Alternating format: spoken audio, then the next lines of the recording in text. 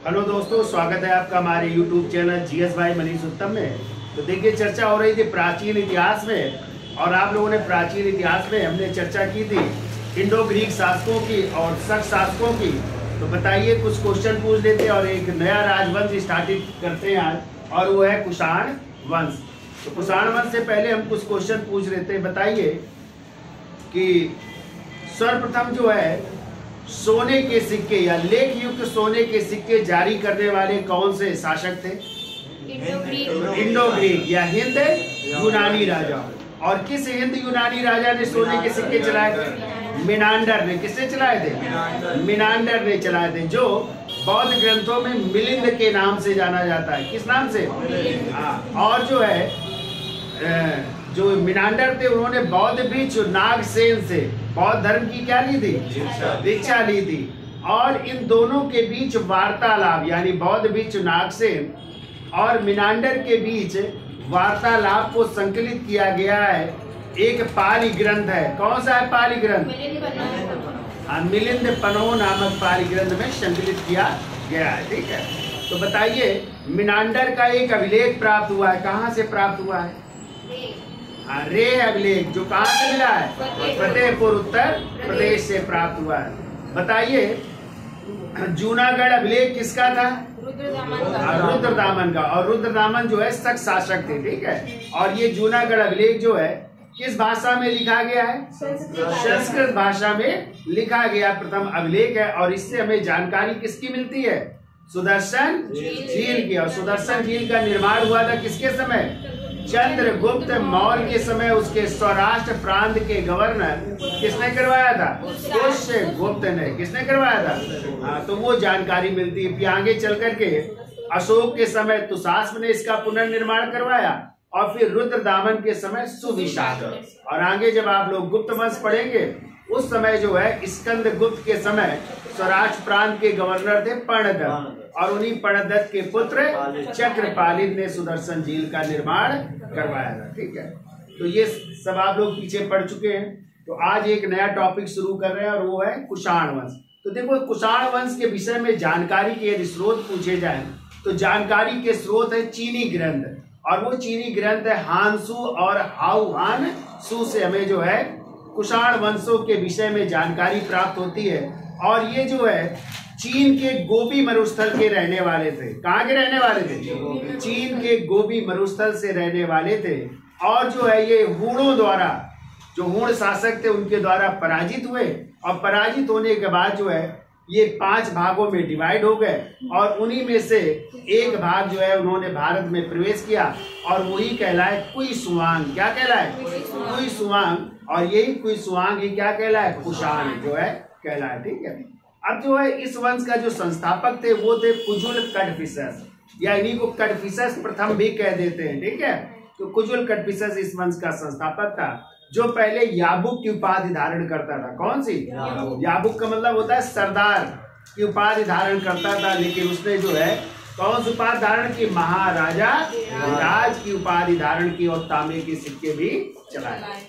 जब पूछा जाए कुषाण वंश का वास्तविक संस्थापक कौन था, तो वास्तविक संस्थापक थे विमय कड़फिसस, यानी को कड़फिसस द्वितीय के नाम से जाना जाता है। और इन्होंने शुद्ध सोने के सिक्के चलाए थे। कैसे सिक्के? शुद्ध सोने के। पीछे हमने आपको बताया था, यदि आ जाए सर्वप्रथम लेख युक्त सोने के सिक्के तो इंडो ग्रीक राजाओं ने, आ जाए शुद्ध सोने के सिक्के तो कुषाण शासकों ने, और कुषाण शासकों में भी किसने? कड़फिसस ने। और आ जाए सर्वाधिक मात्रा में सोने के सिक्के, तो आप लोग गुप्त शासक पढ़ेंगे, और गुप्त शासकों में स्कंदगुप्त ने चलाए थे। ठीक है, तो शुद्ध सोने के सिक्के चलाए, और इन सिक्कों पर उसने किसकी आकृतियां अंकित करवाई? शिव, नंदी और त्रिशूल की। ठीक है, आकृतियां अंकित करवाई, और ये शैव धर्म का अनुयायी था, इसलिए इसने महेश्वर की उपाधि धारण की थी। ठीक है, फिर इसके बाद जो है इसका पुत्र, जो इतिहास के पन्नों में कनिष्क के नाम से प्रसिद्ध है, अगला शासक बना। और यही कनिष्क ने ही एक संवत चलाया था, जो कहते हैं शक संवत, जिसका प्रयोग जो है भारतीय ग्रेगोरियन कैलेंडर में भी प्रयोग किया जाता है। और शक संवत की डेट है 78 ईस्वी, जो उसके राज्याभिषेक की तिथि है। ठीक है, और उसने जो राजधानी उसकी थी पहले थी पुरुषपुर पेशावर, लेकिन उसने कला की दृष्टि से मथुरा को अपनी राजधानी बनाया था। और इसी के समय चौथी बौद्ध संगीत हुई थी प्रथम शताब्दी ईस्वी में कश्मीर के कुंडलवल में, जिसके अध्यक्ष बने थे वसुमित्र और उपाध्यक्ष थे अश्वघोष। ठीक है, तो ये घटनाएं हैं। फिर इसके बाद वासिष्ठ के, हुविष्ठ के, कनिष्क के द्वितीय, फिर वासुदेव प्रथम, फिर कनिष्क के तृतीय और अंतिम जो है शासक थे।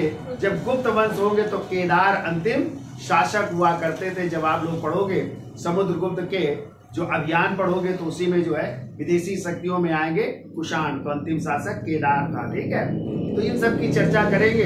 तो चलिए तो पहले तो देख लेते हैं और इनकी चर्चा कर लेते हैं। तो देखिए जानकारी के स्रोत है कुषाण वंश की। यदि पूछा जाए जानकारी के स्रोत क्या है, तो जानकारी के स्रोत, तो जैसे अभी हमने बताया जानकारी हमें प्राप्त होती है कुषाण वंश के विषय में। चीनी ग्रंथ है और चीनी ग्रंथ जिनका नाम है हांसू और हाउ हांसू। ठीक है, तो चीनी ग्रंथ है, चीनी ग्रंथ एक है हांसू, हांसू, और दूसरा ग्रंथ है हाउ हांसू, हाउ हांसू। और इन ग्रंथों के लेखक यदि पूछे जाए कौन है, तो लेखक लिख लीजिए फान एन करके हैं। ठीक है, फान एन आए, फान एन, ये इसके लेखक है। ठीक है, तो हमें चीनी ग्रंथों से जानकारी मिलती है हांसू और हाउ हांसू से, जिसके लेखक है कौन, फान एन। ठीक है, अब जो है कुषाणों को जो है यदि पूछा जाए ये किस जाति के थे। ठीक है, कुषाण जो थे यूची जाति के थे, यूची जाति के थे। ठीक है, यूची जाति के थे। और ये कहाँ के रहने वाले थे, तो निवास यदि पूछा जाए इनका, तो निवास लिख लो चीन के गोबी मरुस्थल के रहने वाले थे, गोबी मरुस्थल के रहने वाले थे। और ये किसके द्वारा पराजित हुए, तो याद रखिएगा हूण शासकों द्वारा, हूण शासकों द्वारा पराजित होने के बाद, पराजित होने के बाद इन्होंने शरण ली बैक्ट्रिया में है, बैक्ट्रिया, और बैक्ट्रिया को ही कहते हैं बल्क है, बैक्ट्रिया या बल्क में शरण ली, शरण ली। फिर इसके बाद जो है यहाँ से ये जो है 5 भागों में डिवाइड हुए, 5 भागों में विभाजित, 5 भागों में विभाजित हो रहे हैं।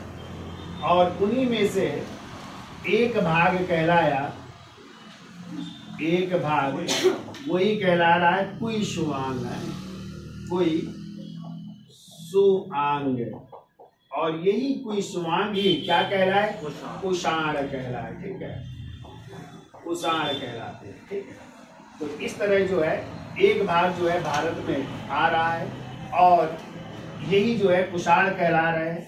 और इन्होंने जो है पूछा जाए किन शासकों को पराजित किया, तो पहलो, चूंकि पहलो शासक यहाँ पे शासन कर रहे थे, अभी हम चर्चा करेंगे पहलो शासकों की, या इन्हीं को पार्थी या ही शासक भी कहते हैं। तो इस वंश का शासक गोंडो फर्नीस के बारे में चर्चा करेंगे। तो पहलो शासकों को पराजित करके, पहलो शासकों को पराजित करके, पराजित कर भारत पर अधिकार किया। ठीक है, भारत के कुछ या पंजाब के कुछ हिस्सों पर अधिकार कर रहे हैं, भारत पर अधिकार किया। ठीक है, तो भारत पर अधिकार कर रहे हैं। ठीक है, तो देखो कुषाणों को जो है यूची भी कहते हैं, जैसे हमने बताया कुषाण यूची जात के थे, तो कुषाणों को यूची या तोखारी भी कहते हैं। ठीक है, एक और याद रखिएगा, तोखारी भी कहा जाता है। और जो भी कहते हैं ये तुषार प्रदेश के रहने वाले थे, तुषार प्रदेश के भी इनको निवासी बताया गया है। और या भी कह सकते हैं चीन के गोबी मरुस्थल के रहने वाले थे। ठीक है, तो जानकारी के स्रोत याद हो जाएंगे, चीनी ग्रंथ हांसू और हाउ हांसू। लेखक कौन है, कहानी किस जात के थे, यूची जात के थे। कहाँ के निवासी थे, चीन के गोबी मरुस्थल के रहने वाले थे।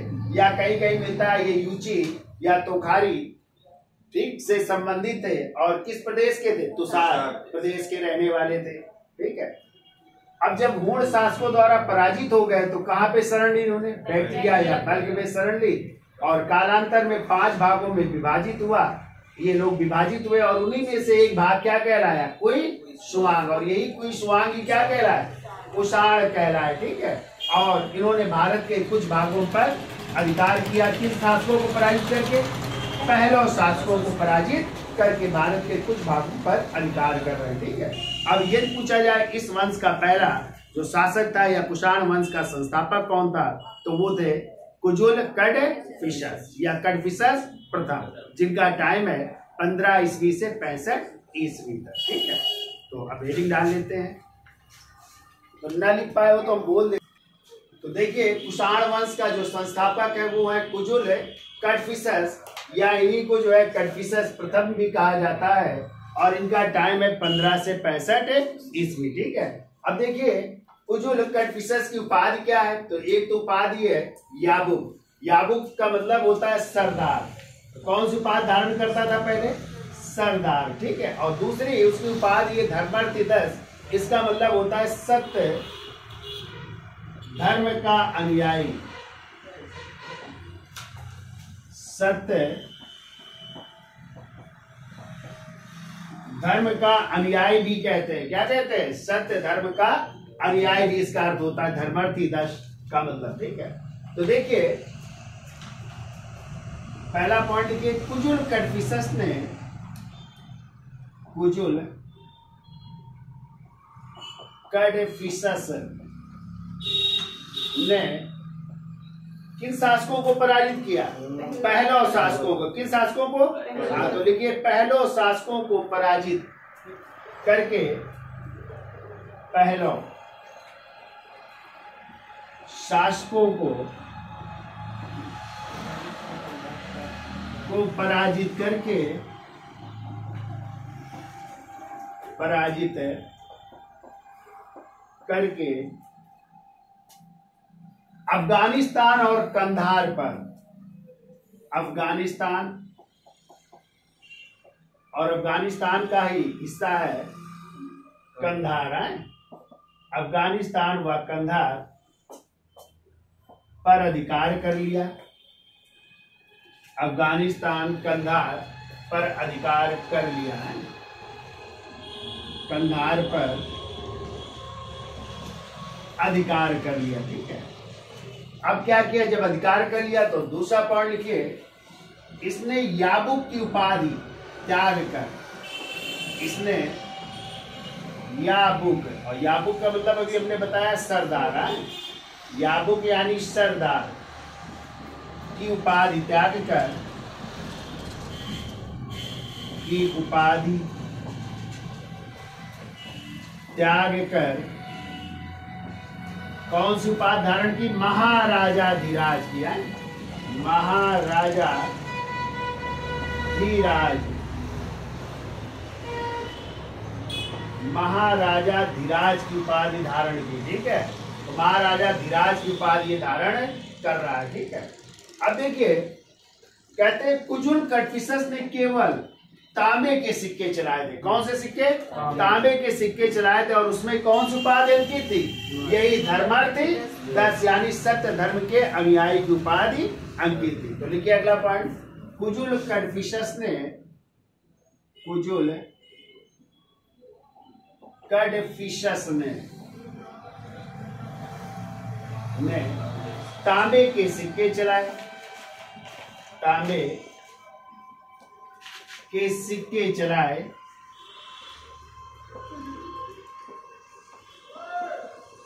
तांबे के सिक्के चलाए और इसमें कौन सी उपाधि अंकित करवाई, ठीक है। और इसके सिक्कों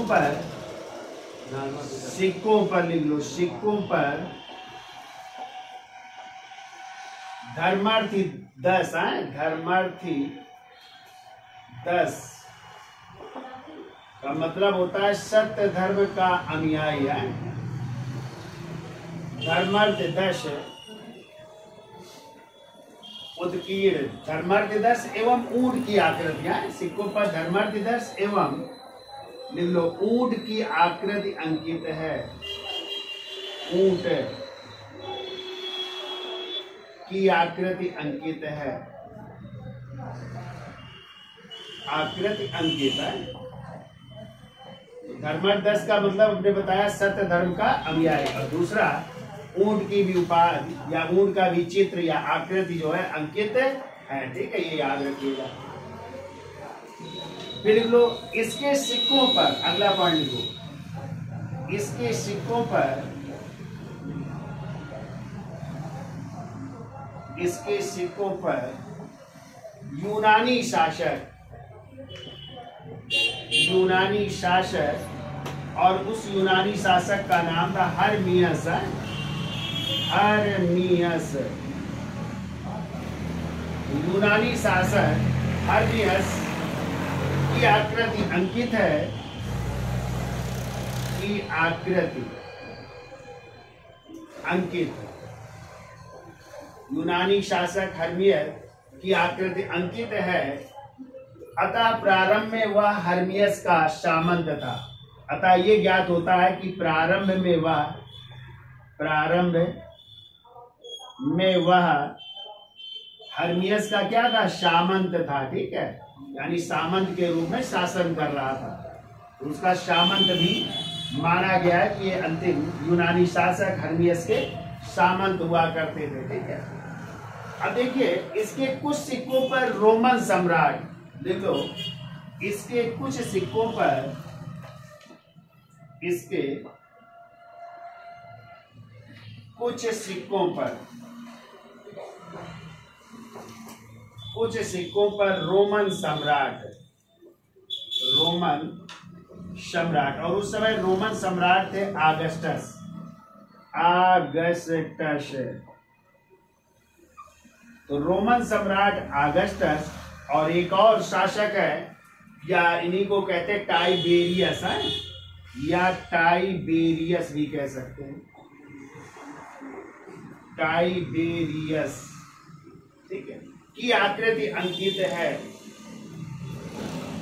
की आकृति अंकित है, टाइबेरियस की आकृति अंकित है, ठीक है। और अगला लिख लो इसका जुड़ाव बौद्ध धर्म की ओर था, इसका जुड़ाव बौद्ध धर्म की ओर था,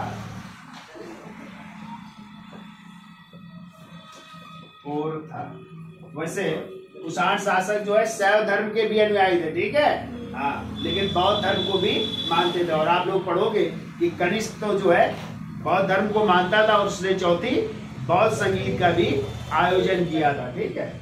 अगला पॉइंट लिख लो, देखो इस समय कुषाणों की राजधानी यदि पूछा जाए तो देखो राजधानी कुषाणों की, राजधानी थी तुषार प्रदेश, राजधानी तुषार प्रदेश को माना गया, ठीक है। इस समय राजधानी तुषार प्रदेश थी, जबकि जब कनिष्क आएंगे तो उनके समय राजधानी हो जाएगी पुरुषपुर, पेशावर हो जाएगी, ठीक है। और अभी जो है तुषार प्रदेश को राजधानी माना गया है, ठीक है। तो ये कहानी है कुजुल कडफिसस की, तो याद हो जाएगी, है? तो कुजुल कडफिसस की कौन कौन सी उपाधियां, याबुक यानी सरदार की, दूसरी धर्मार्थी 10 यानी सत्य धर्म का अनुयायी, और तीसरी उपाधि ये याद रखिएगा महाराजा धीराज की, ठीक है। तो उसने महाराजा धीराज की उपाधि धारण की। कुजुल कटपिसस ने किन शासकों को पराजित किया? पहलव शासकों को पराजित करके अफगानिस्तान व कंधार पर अधिकार किया। और याद रखिएगा इन्होंने जो है तिएन चू यानी पंजाब क्षेत्र को भी जीता था। तिएन चू का मतलब होता है पंजाब क्षेत्र को भी जीता था। पंजाब क्षेत्र में अपना साम्राज्य स्थापित किया था और उसे जो है चीनी ग्रंथों में क्या कहा गया? तिएन चू यानी पंजाब क्षेत्र पर अधिकार किया। और उसने याबुक की यानी सरदार की उपाधि त्याग दी और कौन सी उपाधि धारण की? महाराजा धिराज की उपाधि धारण की। कुजुल कटपिसस ने किस धातु के सिक्के चलाए? तांबे के। और सिक्कों पर किसकी क्या लिखा है? एक तो उपाधि धर्मार्थिदस और किसकी आकृति बनी है? ऊंट की आकृति भी बनी है। और इसके कुछ सिक्कों पर जो है यूनानी शासक किसकी? हर्मियस की आकृतियां भी अंकित है, जिससे यह ज्ञात होता है कि प्रारंभ में वो किसके? हर्मियस का क्या था? सामंत था। और इसके कुछ सिक्कों पर जो है रोमन सम्राट आगस्टस यानी वो टाइबेरियस कहते हैं उनकी भी आकृति अंकित है। और इनका झुकाव जो है कुजुल कटपिसस का बौद्ध धर्म की ओर था और राजधानी क्या थी? तुषार प्रदेश थी। ठीक है। इसके बाद जो है अगला शासक बनता है जिसका नाम है विम कटपिसस या इसी को कटपिसस द्वितीय भी कहते हैं। ठीक है। तो देखिए कुषाण वंश के अगले शासक है बिम कटपिसस, जिन्हें कटपिसस द्वितीय के नाम से भी जाना जाता है। और इनका टाइम है 65 से लेकर के 78 ईस्वी तक। ठीक है। यदि उपाधि की बात की जाए बिम कटपिसस की, तो बिम कटपिसस की उपाधियां हैं महेश्वर की उपाधि धारण की थी, सर्वलोकेश्वर की उपाधि धारण की थी, महाराज की उपाधि धारण की थी और राजातिराज की भी उसकी उपाधि है। इसके अलावा जो है उसे जो है वेम तक्षम यानी बलवान भी कहा गया है। और ये उपाधि उसकी मिलती है माट। और माट जो है मथुरा में पड़ता है, तो वहां से एक मूर्ति प्राप्त हुई है जिसमें उसे वेम तक्षम या बलवान कहा गया है, यानी ये भी उपाधि उसकी अंकित है। दूसरी एक उपाधि और है दम अर्थ। और दम अर्थ का मतलब होता है संपूर्ण ब्रह्मांड को जीतने वाला। और ये उपाधि उसको मिली है हमें जो है दस्त ए नबूर अभिलेख से, जो कहां से है? अफगानिस्तान से। कहां से मिला है? अफगानिस्तान से। तो ये तो उसकी उपाधियां थी। अब देखिए यदि पूछा जाए कुषाण वंश का वास्तविक संस्थापक कौन था, तो बिम कटपिसस को ही देखिए कुषाण वंश का यह वास्तविक संस्थापक था। यह वास्तविक संस्थापक था। कुषाण वंश का यह वास्तविक संस्थापक था। ठीक है। अब इसने ही सर्वप्रथम, अगला पॉइंट लिखिए, इसने ही सर्वप्रथम शुद्ध सोने के सिक्के चलाए थे। ठीक है। तो शुद्ध सोने के सिक्के जो 124 ग्रेड के थे। ठीक है। देखो इसने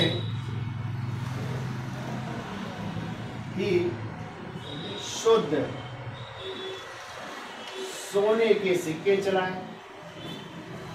सोने के सिक्के चलाए, तो शुद्ध सोने के सिक्के चला रहा है। और सिक्कों पर तीसरा पॉइंट लिखिए, सिक्कों पर किसकी आकृतियां? शिव, ध्यान रखिएगा, शिव, कामानंदी एवं त्रिशूल की आकृतियां अंकित करवाई। त्रिशूल की आकृतियां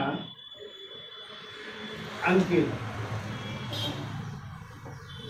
एवं शैव धर्म का अनुयायी होने के कारण, क्योंकि सिक्कों पर ये अंकित करवा रहा है, इसका मतलब वो शैव धर्म को मानने वाला था। ठीक है। तो देखो शैव धर्म का अनुयायी होने के कारण, शैव धर्म का अनुयायी होने के कारण कौन सी उपाधि धारण की? महेश्वर की उपाधि धारण की। महेश्वर की उपाधि। ठीक है। उपाधियां तो बहुत सारी हैं, लेकिन सबसे ज्यादा पूछी गई है कि कौन सी उपाधि धारण की थी, तो महेश्वर की उपाधि। याद रखिएगा आप लोग, बहुत पूछी जाती है। तो महेश्वर की उपाधि धारण की, ठीक है, महेश्वर की उपाधि धारण कर रहा है, ठीक है।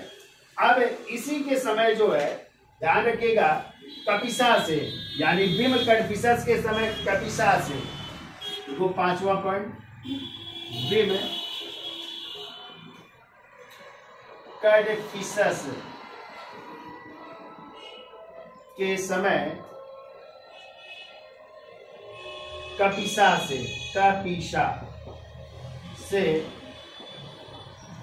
काश्यप मातंग और धर्म रत्न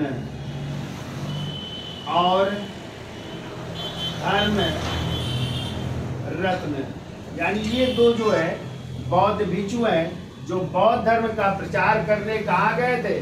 चीन गए थे। कहाँ पे गए थे? चीन। हाँ, तो काश्यप मातंग और धर्म रत्न ने चीन जाकर बौद्ध धर्म का प्रचार किया था, ठीक है। चीन जाकर बौद्ध धर्म का प्रचार किया। तो ये दो नाम याद रखिएगा, कौन कौन है? एक तो काश्यप मातंग है और दूसरे हैं धर्म रत्न। ये कहाँ जा रहे हैं? चीन जा रहे हैं और चीन जाकर के बौद्ध धर्म का क्या कर रहे हैं? हाँ। अब देखिए, कहते हैं ये अंतिम शासक था जिसके सिक्कों पर दुभाषा या द्विलिपि का प्रयोग हुआ है। कौन सी दो लिपि? एक तो खरोष्टी और दूसरी यूनानी लिपि का, ठीक है। तो देखो, यह अंतिम शासक है, यह अंतिम शासक जिसके सिक्कों पर द्विभाषा या कह सकते द्विलिपि का प्रयोग हुआ है। कौन सी दो लिपियां हैं? तो लिख लो, खरोष्टी प्लस ग्रीक है, और ग्रीक को ग्रीक या यूनानी भी कह सकते हैं, ठीक है, ग्रीक या यूनानी भी कह सकते हैं। तो इन दो लिपियों का प्रयोग हुआ है, ठीक है, ये भी आपको याद रखना, ठीक है। फिर अगला पॉइंट लिखो माट से उसकी एक मूर्ति मिली है, ठीक है, सिंहासन पर आसीन मूर्ति मिली है, याद रखिएगा, सिंहासन पर आसीन यानी सिंहासन पर बैठे हुए हैं। तो सिंहासन पर आसीन एक मूर्ति प्राप्त हुई है माट से, और माट कहाँ पे पड़ता है? मथुरा में, ठीक है, वहां से मूर्ति मिली है। तो ये भी याद रखिएगा, ठीक है। इतनी चीजें आपको याद रखनी है, भीम कडफिसस में याद हो जाएंगी, क्यों भाई? तो ये एक तो याद रखिएगा, उपाधियां बहुत सारी है, महेश्वर, कीश्वर, लोकेश्वर, महाराज, राजा, तिराज, बलवान, दमअर्थ उपाधियां है। सबसे ज्यादा कुषाण वंश का वास्तविक संस्थापक कौन था? भीम कडफिसस, ठीक है। इसने कौन से सिक्के? शुद्ध सोने के सिक्के। कौन से? शुद्ध सोने के सिक्के चलाए, और इन सिक्कों पर किसकी आकृति? शिव, नंदी, त्रिशूल की आकृतियां अंकित करवाई। और चूंकि किस धर्म का अनुयायी है? शैव धर्म का अनुयायी है, तो कौन सी उपाधि धारण कर रहा है? महेश्वर की। और इसी के समय जो है कपिसा से कौन? काश्यप मातंग और धर्म रत्न कहाँ गए? चीन गए, और वहां पे बौद्ध धर्म का प्रचार किया। और कहते हैं अंतिम शासक है जिसके सिक्कों पर द्विभाषा या द्विलिपि, और वो दो लिपियां कौन सी? खरोष्टी और ग्रीक, इनका प्रयोग किया गया है। और मार्च से उसकी जो है क्या मिली है? उसकी सिंहासन पर आसीन मूर्ति मिली है, ठीक है। और ये भी याद रखिएगा, यही शासक है जिसने तीनों धातुओं के सिक्के चला दिए, यानी सोने के भी, चांदी के भी और तांबे के। जबकि कुजुल कडफिसस ने केवल तांबे की आकृतियों के सिक्के चलाए थे, ये आपको याद रखना है। तो लिख लो, अगला पॉइंट लिख लो। देखो, इसने स्वर्ण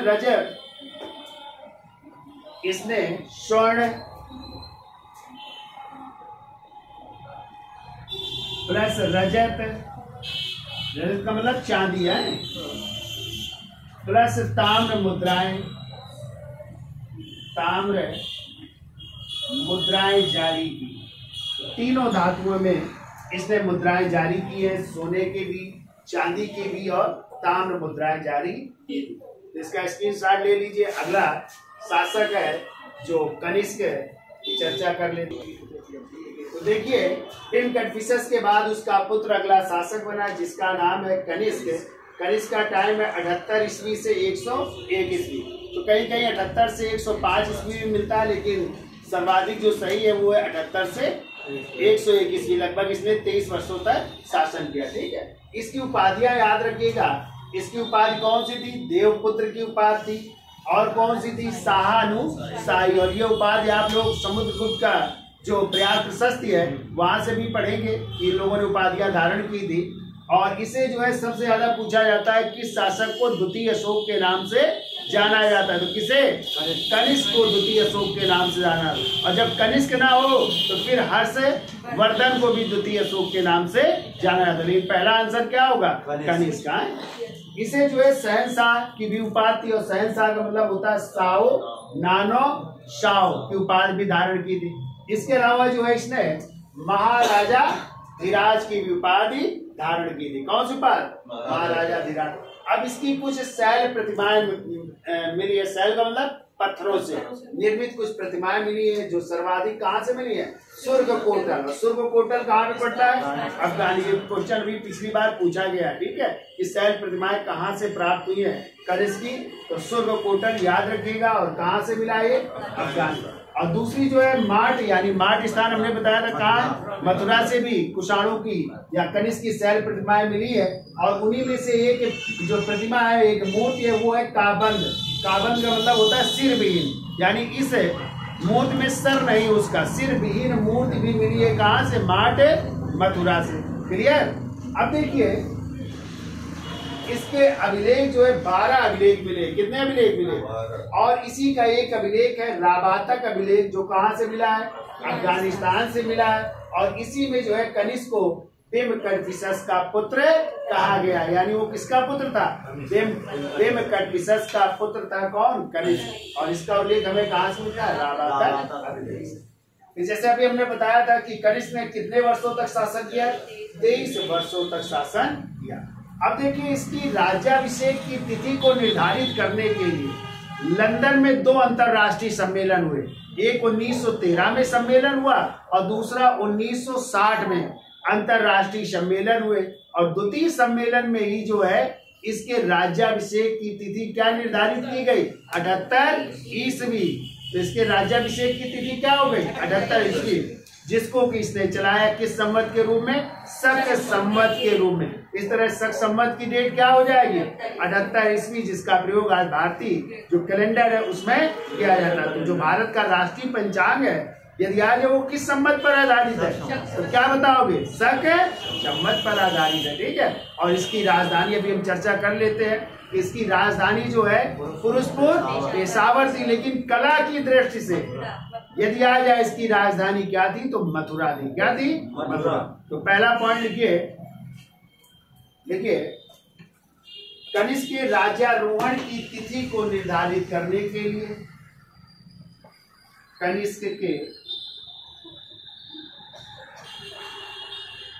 राज्यारोहण की तिथि को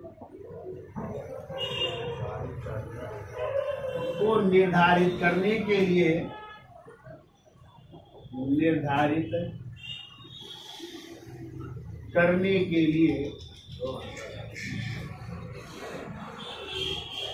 के लिए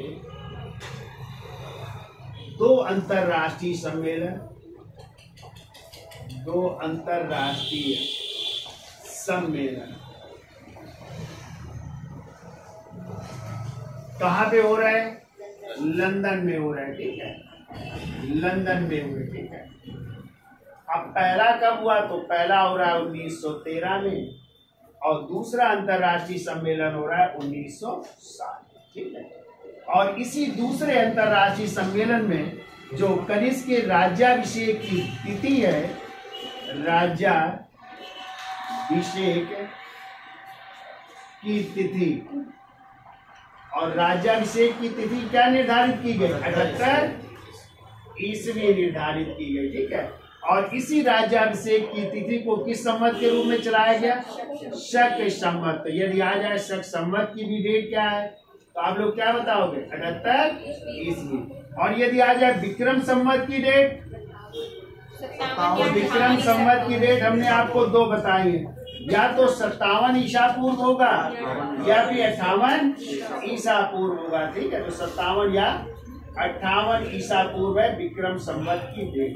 अब यदि आ जाए इन दोनों संवतों के बीच कितने वर्षों का अंतर है, यानी शक संवत और विक्रम संवत। तो शक संवत की डेट 78 ईस्वी और विक्रम संवत की यदि हम 57 मान लेते हैं तो दोनों के बीच वर्षों का अंतर निकाल सकते हो, तो दोनों को जोड़ देंगे। क्योंकि एक ईसा पूर्व में है, उल्टा चलती है, और ईस्वी आगे को बढ़ती, तो दोनों को जुड़ जाएगी तो कितने वर्षों का अंतर हो जाएगा?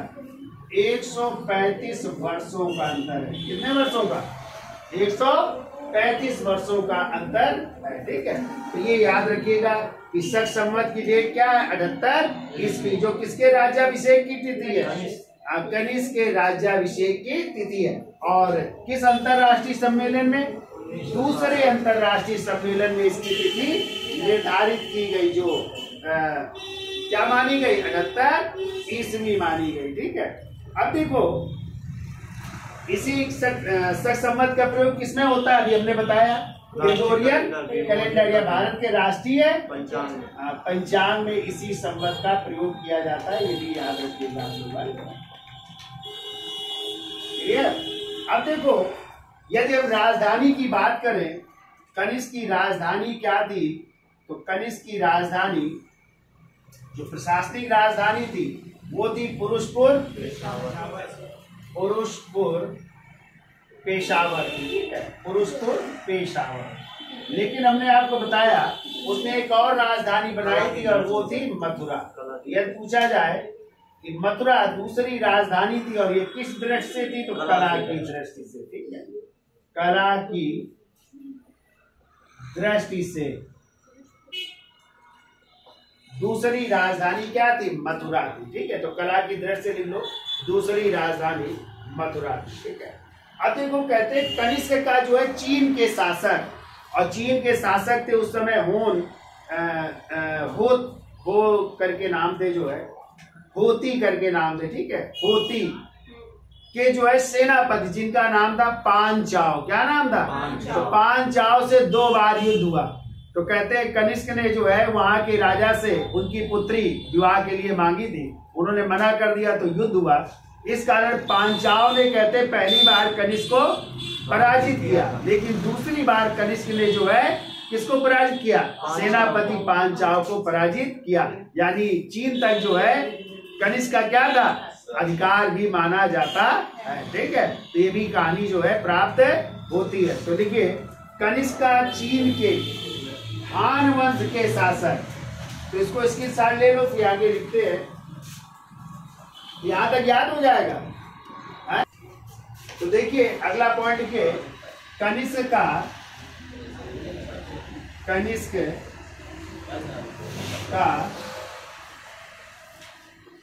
हान वंश के शासक, हान वंश के चीनी शासक और उन चीनी शासक का नाम था होती के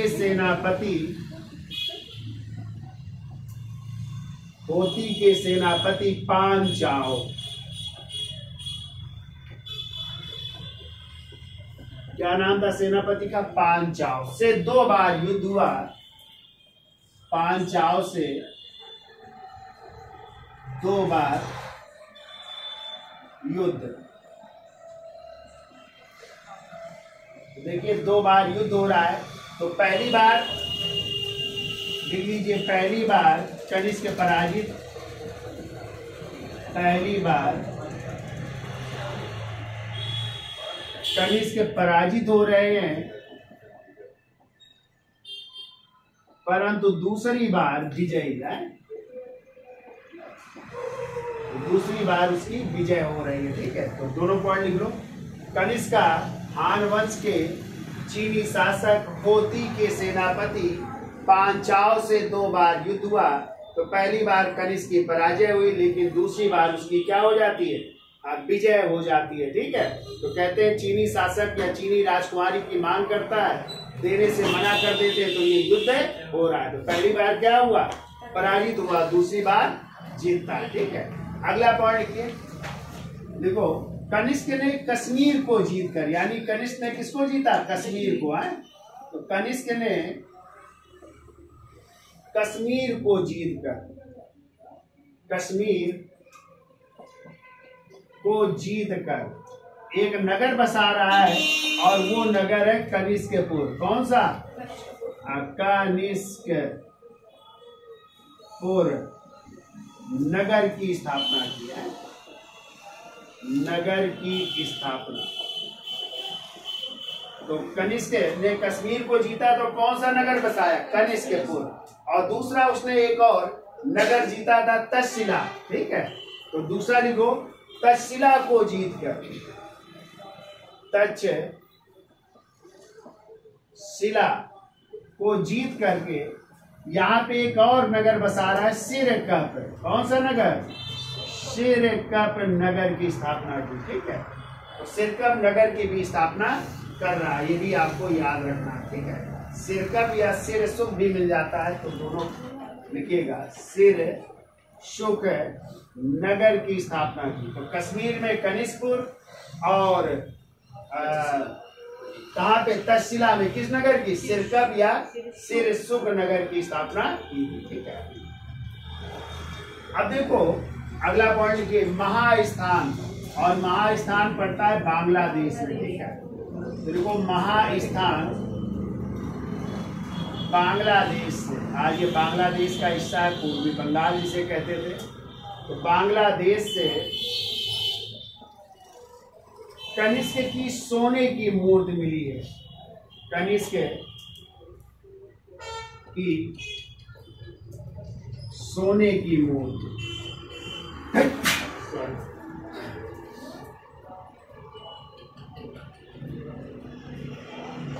तो सोने की मुद्रा पर कर लेना, सोने की मुद्रा पर, सोने की मुद्रा पर कनिष्क की खड़ी मूर्ति मिली है। ठीक है, कनिष्क की खड़ी मूर्ति अंकित है, कनिष्क की खड़ी मूर्ति।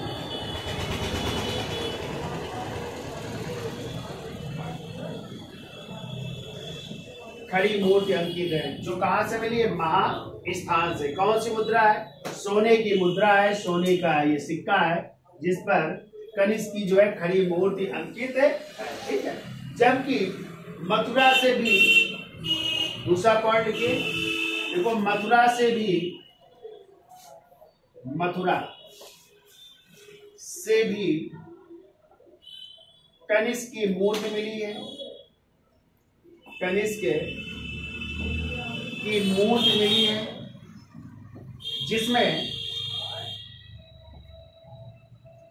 जिसमें उसे चोंगा, चोंगा का मतलब होता है लांग कोट। ठीक है, लंबा, ऐसे लंबा कोट है या लांग कोट, चोंगा। और पैरों में देख लो, पैरों में भारी जूते, भारी जूते का मतलब होता है लांग बूट है, लांग बूट है, पहने हुए दिखाया गया है। ठीक है, यानी क्या पहने, लंबा एक कोट है और पैरों में जूते, भारी जूते मतलब घुटने तक जूते जो है पहने हुए दिखाया गया है। तो ऐसी मूर्ति कहाँ से मिली है, मथुरा से प्राप्त हुई है, ये याद रखिएगा। ठीक है, लांग कोट और लांग बूट फिल्मों में देखा होगा आप लोगों ने ना, पहले आती थी फिल्में, तो लांग कोट हाँ पहनते तो पैरों में जूते घुटने तक पहने, तो वही पहने हुए दिखाया गया है। ठीक है, अब देखो अगला पॉइंट लिखो, कनिष्क ने पाटिलपुत्र पर आक्रमण किया। कनिष्क ने पाटिलपुत्र पर आक्रमण कर, पाटिलपुत्र पर आक्रमण कर एक बौद्ध दार्शनिक, बौद्ध दार्शनिक, ठीक है, एक बौद्ध दार्शनिक, उनका नाम था नागार्जुन है। बौद्ध दार्शनिक नागार्जुन, सॉरी बौद्ध दार्शनिक अश्वघोष है। बौद्ध दार्शनिक नागार्जुन तो विद्वान थे, ठीक है, बौद्ध दार्शनिक थे अश्वघोष, जो कि चौथी बौद्ध संगीत की क्या करेंगे, उपाध्यक्ष होंगे।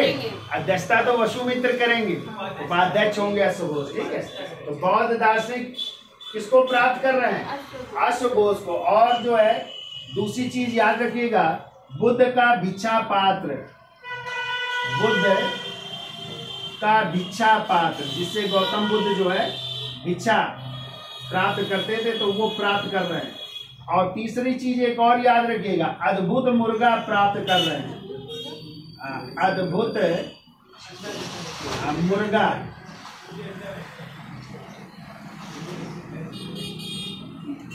अद्भुत मुर्गा है ये कोई, तो इसको भी जो है प्राप्त किया था यहाँ से। ठीक है, तो ये जानकारी प्राप्त होती है, अद्भुत मुर्गा भी प्राप्त किया था, कहाँ से, पाटिलपुत्र से। तो पाटिलपुत्र पर आक्रमण किया, क्या क्या चीजें मिली, बौद्ध दार्शनिक अश्वघोष को प्राप्त किया, बुद्ध का भिक्षा पात्र प्राप्त किया, और क्या प्राप्त किया, अद्भुत मुर्गा प्राप्त किया। ठीक है, अगला पॉइंट लिखिए, कनिष्क के राबातक अभिलेख से पता चलता है, तो लिखिए कनिष्क के राबातक अभिलेख से, कनिष्क का भी है राबातक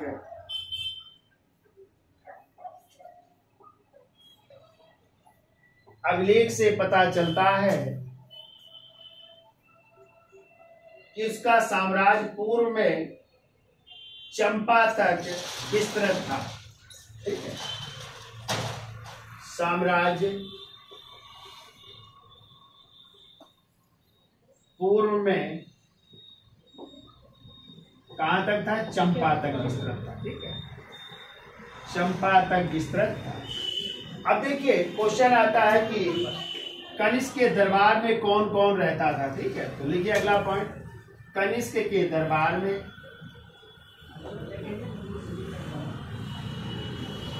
कनिष्क के दरबार में कौन कौन रहते थे, पार्श्व,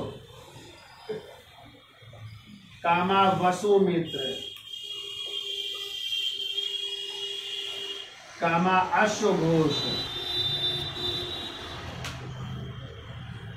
जैसे बौद्ध दार्शनिक, जैसे ये बौद्ध दार्शनिक थे। ठीक है, बौद्ध दार्शनिक, फिर के नागार्जुन जैसे विद्वान, नागार्जुन का नाम सुना है, इन्हीं को भारत का आइंस्टीन कहा जाता है, याद रखिएगा, भारत का आइंस्टीन भी कहते हैं इन्हें। तो नागार्जुन जैसे विद्वान रहते थे, और चरक जैसे चिकित्सक, तो चरक का नाम सुना है, जिनकी पुस्तक है चरक संहिता। ठीक है, तो चरक जैसे चिकित्सक निवास करते थे। नीचे दिख रहा है कि नहीं भाई, तो चरक जैसे चिकित्सक निवास करते थे, नहीं दिख रहा है, दिख रहा है, नहीं दिख रहा, चलिए इधर लिख लेते हैं, नागार्जुन जैसे विद्वान, यहाँ पे लिख लो, चरक जैसे चिकित्सक, जिनकी पुस्तक है चरक संहिता, तो चरक जैसे चिकित्सक निवास करते थे, याद रखिएगा। ठीक है, और जो कनिष्क के पुरोहित थे, उनका नाम था संगरक्ष। तो पुरोहित का क्या नाम था? संगरक्ष। पुरोहित, और इनके पुरोहित थे संगरक्ष। ये सब जो है दरबार में रहते थे। अब देखिए कौन सी बौद्ध संगीत होगी? चौथी बौद्ध संगीत। किसके समय? कनिष्क के समय, प्रथम शताब्दी ईस्वी में। ठीक है, कहाँ पे होगी? कश्मीर के कुंडल वन में होगी, जिसकी अध्यक्षता करेंगे वसु मित्र, और उपाध्यक्ष कौन होंगे? अश्व घोष। तो चलिए उसकी भी चर्चा कर लेते, स्क्रीनशॉट ले लो इसका। तो देखिए कनिष्क के समय कौन सी बौद्ध संगीत हो रही है? तो देखिए ऐसे लिखिए, चौथी बौद्ध संगीत। चौथी बौद्ध संगीत किसके समय हो रही? कनिष्क के समय।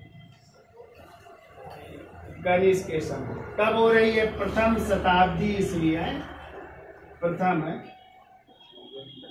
शताब्दी ईस्वी। कहीं कहीं 102 ईस्वी भी मिल जाता है। ठीक है, उसे तो 101 टाइम माना गया, लेकिन कहीं कहीं हमने बताया 105 ईस्वी भी है ना टाइम, तो इसलिए 102 ईस्वी में मिलता है। कहाँ पे हो रही है? तो कश्मीर के किस वन में? कुंडल वन में। एक तो यहाँ पे अब कुछ इतिहासकार जालंधर को भी मानते, या फिर जालंधर को भी अब इतिहासकारों ने माना है, वहां पे हुई थी। ठीक है, और इसमें देखिए अध्यक्ष कौन थे? तो इसके अध्यक्ष थे वसु मित्र।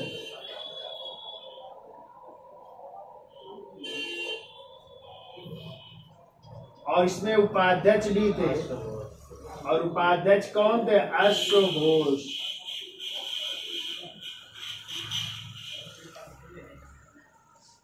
दिख रहा है? उपाध्यक्ष थे अश्व घोष। ठीक है, तो याद हो जाएगा। चौथी बौद्ध संगीत कनिष्क के समय, प्रथम शताब्दी ईस्वी, कश्मीर के कुंडलवन या जालंधर में। अध्यक्ष कौन थे? वसु मित्र। उपाध्यक्ष अश्व घोष। जल्दी से बताओ, प्रथम बौद्ध संगीत कब हुई थी? अजातशत्रु के शासन काल में 483 ईसा पूर्व में, राजगृह की सप्तपर्णी गुफा में। किसकी अध्यक्षता में? महाकश्यप की। महाकश्यप की अध्यक्षता में।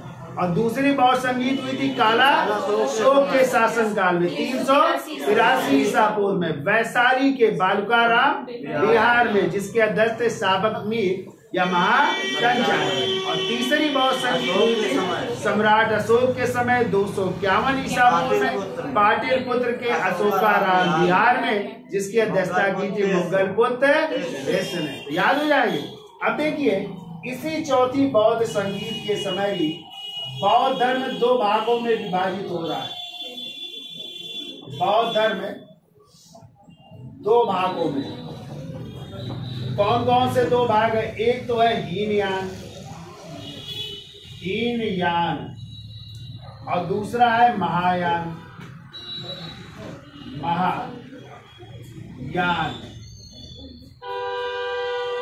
हीनयान के भी 2 भाग हैं।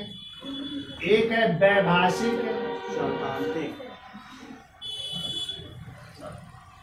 और दूसरा है शौतांत्रिक। ऐसे महायान भी 2 भागों में विभाजित हुआ। एक है शून्यवाद और दूसरा है विज्ञानवाद। तो देखो शून्यवाद को कहते हैं माध्यमिक।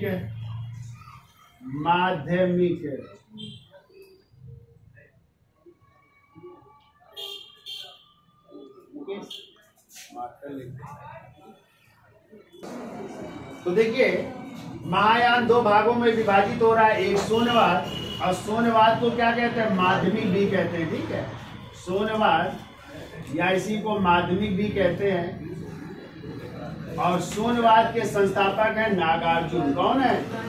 नागार्जुन, जिन्हें भारत का क्या कहते हैं? आइंस्टीन कहते हैं। बहुत पूछा जाता है भारत का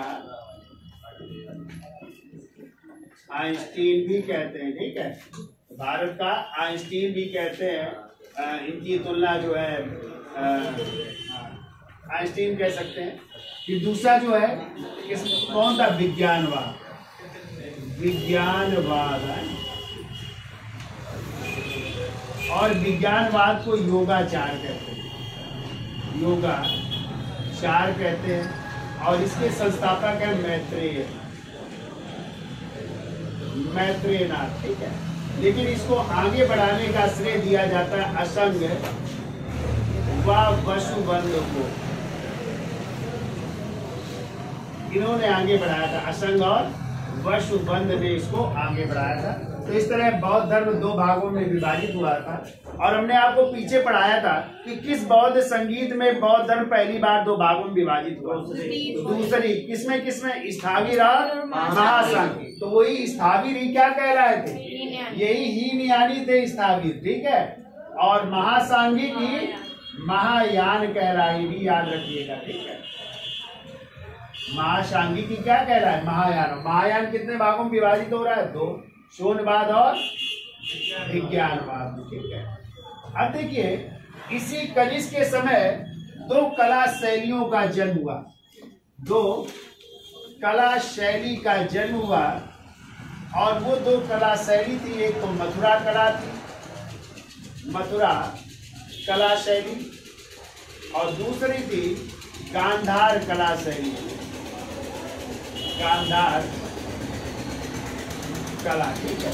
तो गांधार कला को कई नामों से जानते हैं। इसे ग्रीक है, बुद्धिस्ट शैली भी कहते हैं, ग्रीक है, बुद्धिस्ट शैली भी कहते हैं।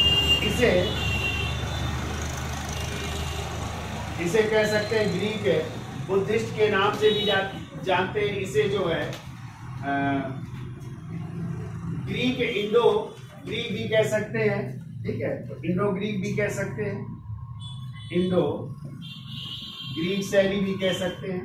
तो कई नामों से जानी जाती है, ठीक है। तो देखिए जो मथुरा कला थी, तो मथुरा कला में लाल बलुआ पत्थर का प्रयोग किया गया, लाल बलुआ पत्थर का, ठीक है।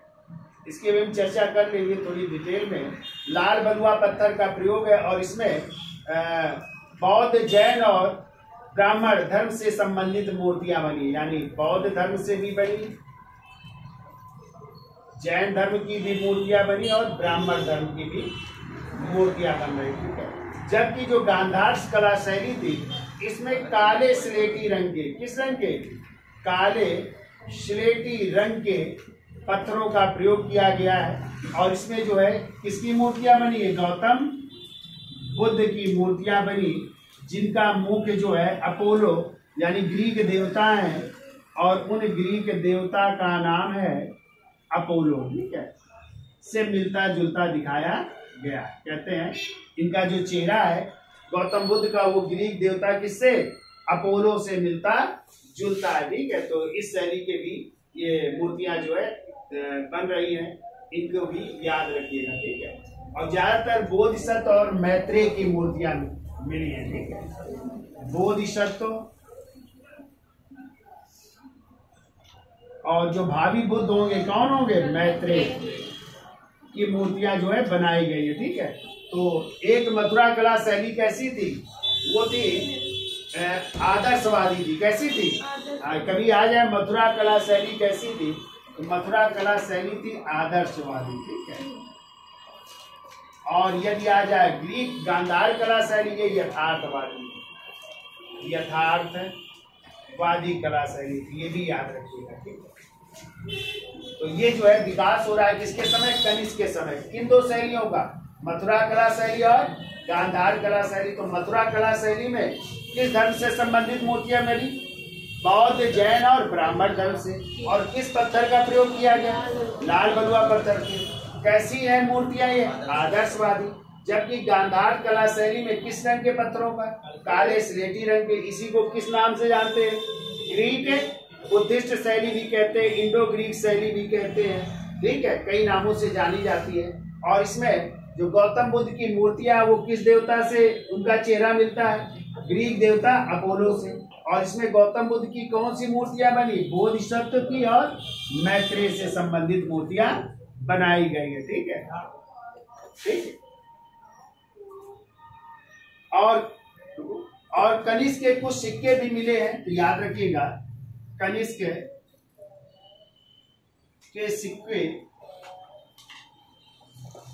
के सिक्कों पर चतुर्भुजी शिव की भी आकृति है। ठीक है, चतुर्भुजी शिव की भी आकृतियां मिली हैं, चतुर्भुजी शिव की आकृतियां प्राप्त हुई है। अब देखो कनिष्क के बारे में कहा जाता है, कनिष्क का जो अंतिम समय था तो वो बड़ा दुखद था। ठीक है, कहते हैं उसी के सैनिकों ने उसे रजाई में बंद करके मुग्धरों से पीट पीट करके मार डाला था। ठीक है, ऐसा भी वर्णन मिलता है कि अंतिम समय कनिष्क के बड़े कष्टमय थे, यानी उसके सैनिकों ने रजाई में बंद करके जो है, मुग्धर नहीं होते हैं जिससे आप लोग भांजते हो, बॉडी बिल्डिंग बनाते हो, ठीक है, तो मुग्धरों से पीट पीट करके जो है कनिष्क की क्या कर दी थी? हत्या कर दी थी। ये जानकारी भी प्राप्त होती है। अब जो है कनिष्क के बाद जो है अगला शासक जो बना था उसका नाम है, क्या नाम था? वासिष्ठ। कौन बने थे? और वासिष्ठ के बाद फिर बने थे हुइष्ठ। हुइष्ठ के बाद जो है बने थे कनिष्क द्वितीय। कौन बने थे? कनिष्क द्वितीय। और कनिष्क द्वितीय के बाद फिर वासुदेव प्रथम, फिर कनिष्क तृतीय बने और फिर वासुदेव द्वितीय हुए और अंतिम शासक थे केदार नाम से हुए थे, जो गुप्त वंश में आए। तो हेडिंग डाल लीजिए वासिष्ठ। तो आज के लिए इतना रखते हैं। ठीक है, फिर इसका प्रशासन जो है मरणोत्तर काल का प्रशासन या कनिष्क के प्रशासन की चर्चा, और ये कनिष्क के बाद जो उत्तराधिकारी उनकी चर्चा हम नेक्स्ट वीडियो में करेंगे, क्योंकि बहुत बड़ा वीडियो हो जाएगा है। तो वीडियो अच्छा लगा हो तो लाइक करिए, शेयर करिए और देखते भी रहिए। धन्यवाद है।